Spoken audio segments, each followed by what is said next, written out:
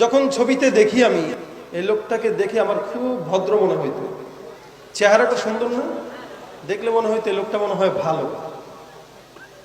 যাক, চেহারাটা দেখতে ভালো, পোশাকটাও চমৎকার, অন্তরে তার কালি ভরা, কাজটা বড় খোদাকার।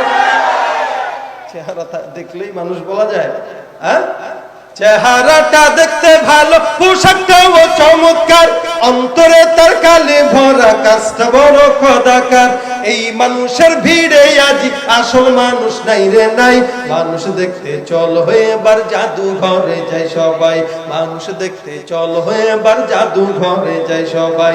হায় রে সাধের দুনিয়ায় মানুষ পাওয়া বড় দায়, মানুষ দেখতে চল হয়ে এবার জাদু ঘরে যায় সবাই, মানুষ দেখতে চল হয়ে এবার জাদু ঘরে যায় সবাই। শিক্ষার জোরে ডিগ্রির ভার সাহেবের মাজা বাঁকা, মুস্কি এসে সব অফিসে নেই যে ঘুষের টাকা। এটারে এখন নামও পাল্টায় দিছে, প্রত্যেকটা জিনিস আমরা নাম পাল্টায় খাই।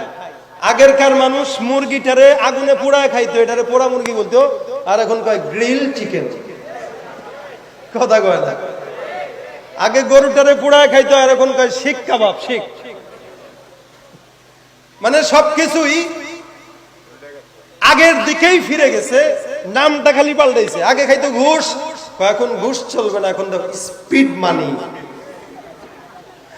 স্পিড মানি মানে আপনি টাকা ছাড়বেন তো কাজ স্পিডে হবে, এটা স্পিড মানি বলতেছে।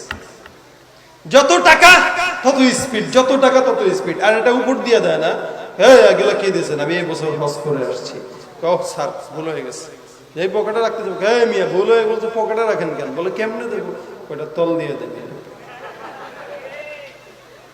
উপরে দিলে কেমন দেখায়, ডয়ার খোলা আছে ডয়ারে রেখা দেন, আমি ওগুলো ধরি না, ডয়ারে রাখছে ওটা আমার খাদেম নিয়ে যাবে, সমস্যা নেই।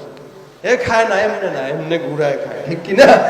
শিক্ষার জোরে ডিগ্রির ভার সাহেবের মাজা বাঁকা, মুস্কি হেসে সব অফিসে নেয় যে ঘুষের টাকা। শিক্ষিত এই মানুষদের দেশে তো আজ অভাব নাই, মানুষ দেখতে চল হয়ে এবার জাদু ঘরে যায় সবাই, মানুষ দেখতে চল হয়ে এবার জাদু ঘরে যায় সবাই, ঠিক কিনা? চেহারা দেখলেই মানুষ বলা যায়। কারণ এরকম এক সম্রাট ধরা খেয়েছে, আরো লক্ষ সম্রাট তলে তলে আকাম করে বেড়াচ্ছে। কেউ খায় ধরা আর কেউ খায় না, এটাই হলো স্বাভাবিক। এই কারণে এদের জন্য আমরা ঘৃণা জন্মাবো না, আমরা বলবো আল্লাহ পাক এদেরকে বুঝতে বলে না। আমি এরাও তো মানুষ, কষ্ট লাগে যে গুনাহের কারণে এখন তার এই অবস্থা। কারণ চোরের একদিন চোরের 10 দিন, গৃহস্থের একদিন। ধরা খাইছে, বের হয়ে যাবে এটাও আমরা জানি, বের হয়ে যাবে, বেশি দিন থাকবে না।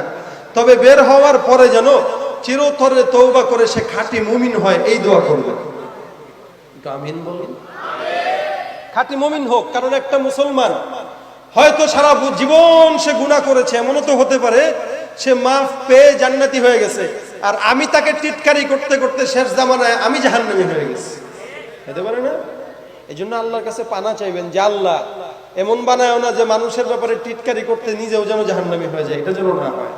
যে খারাপ করছে তার জন্য হেদায়েতের দোয়া করি। আর এই দেশের ভিতরে ক্যাসিনো, জুয়া এগুলো থাকবেই, যতদিন এই চোর গুলার দমন না করা যাবে ততদিন এগুলো থাকবে। চোর গুলা দমন হইলে অটোমেটিক এগুলো বন্ধ হয়ে যাবে। আগে চোর দমন করেন, এই চোর দিয়া দেশের কোনো উন্নতি করা যাবে না। দেশের ভিতরে টুপিওয়ালা, পাগড়িওয়ালা, ইমানদার, আল্লাহ ভীরু কিছু লোক নামায় দেন, অটোমেটিক দেশের উন্নতি হয়ে যাবে ইনশাআল্লাহ। চোর যতদিন থাকবে ততদিন লাভ নাই। রক্ষকরা যদি ভক্ষক সেজে যায়, ওই সমাজের কোনো উন্নতি হয় না।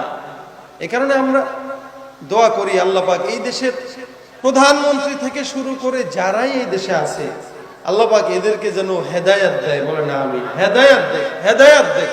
হেদায়েতের দোয়াটা বেশি করবেন, বেশি করবেন হেদায়েতের দোয়া। কারণ সমাজে যে অবস্থা চলতেছে, রাসূল করিম সাল্লাল্লাহু আলাইহি ওয়াসাল্লাম কিয়ামতের আলামত ব্যাপারে বলতেছে।